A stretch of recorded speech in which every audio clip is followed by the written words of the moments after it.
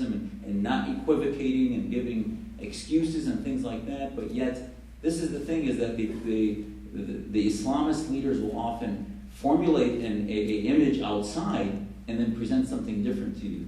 And I think one of the things that has to happen in reform is that we say the same thing in our mosques, at our dinner tables, that we do in public and on TV. Some of the areas I think that need reform are, for example, the concept of ummah. I believe the ummah is a very valuable concept for every faith group. We all have our faith communities.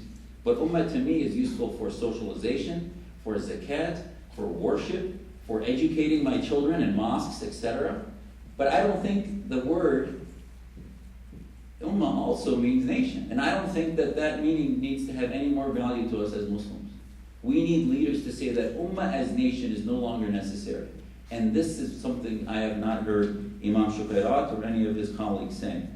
Yes, I believe the Quranic Arabic is perfect, but again, he asked actually a very good question, which was, do I believe the Prophet Muhammad was an Islamist? That's a great question. Was anywhere in the world separating mosque and state in 610 AD? Nowhere.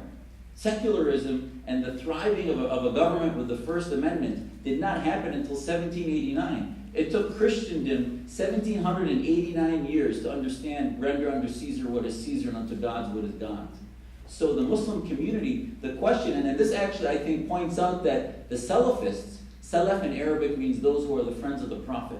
The Salafists will look backwards and always say, we want to imitate what the Prophet did. I believe the better question is to say, do I believe if the Prophet Muhammad was alive today, he would be an Islamist? I do not believe that would be true. I believe that he would see that the most successful societies in the world are those that separate church and state, and he would have done ijtihad with our scholars to say that this is the type of society that Muslims should live in. The land of Sharia is gone, the Islamic State is not necessary, and he would say the Pact of Medina may have been modern at its time, but it is now archaic. Spain may have been modern at its time, but it is now archaic. There is a reason 3 out of the first caliphs were assassinated. I believe the tradition of the Prophet, which I do teach my children, contrary to people who try to do takfir on me, is that I believe the tradition of the Prophet was a good example, but it fell apart right after the Prophet passed. Now the question is, what happens to, how do we get there?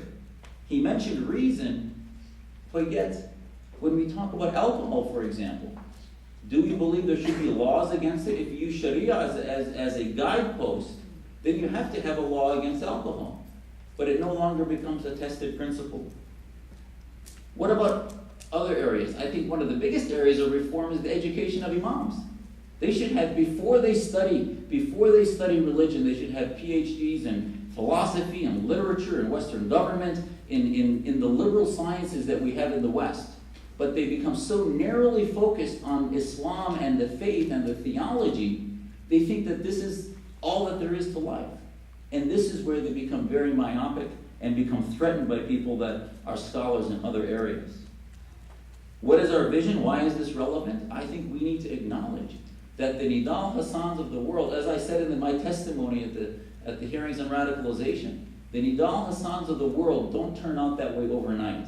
And what I want him to answer and other imams is, what are they going to do to prevent the Nidal Hassans from radicalizing 10 years before they start down that pathway of hating this country, believing this country's against them, etc. And I think one of the things that you'll find is their constant defense or attack against people like me is to associate me with others without dealing with the substance. And I hope that we can get beyond that and see that if you don't like what I say, if you don't like the people I show up with, please respond to what I said when I was on Fox or when I was on CNN or when I was opposite another person. And this is, I think, what's very important. And I think ultimately, the whole reason I do this is I fear for the legacy of my children. And I think that ultimately we need textbooks that speak to what the Imam says and what many of us say.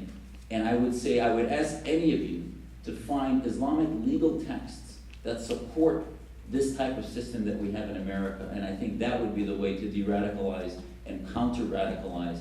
And I think to say that, well, for everyone to believe, that's not enough. We need textual evidence that these ideas exist. Thank you.